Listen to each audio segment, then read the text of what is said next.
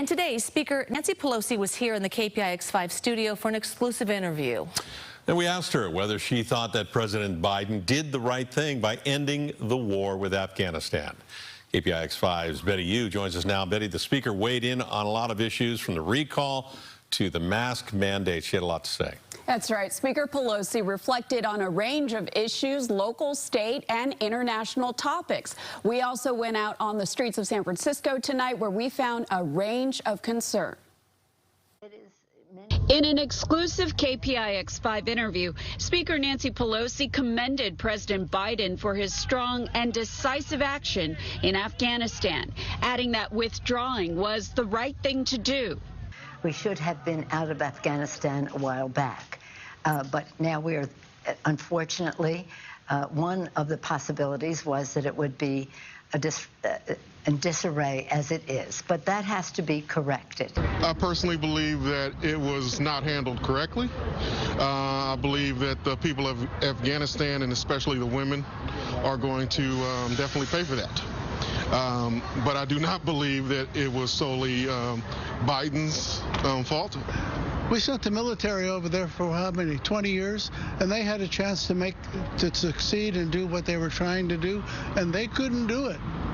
So I think 20 years is long enough. The Speaker also weighed in on the possibility of a national mask and vaccine mandate. Well, we don't have that kind of, shall we say, enforcement, but we should have moral suasion.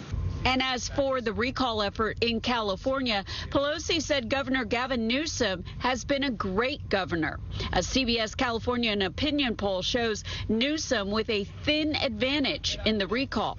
We do have to get more enthusiastic about turning out the vote, and that is and the governor's making a tour right now, calling attention to the fact that voting has already started. I don't support the recall. And what did he do wrong?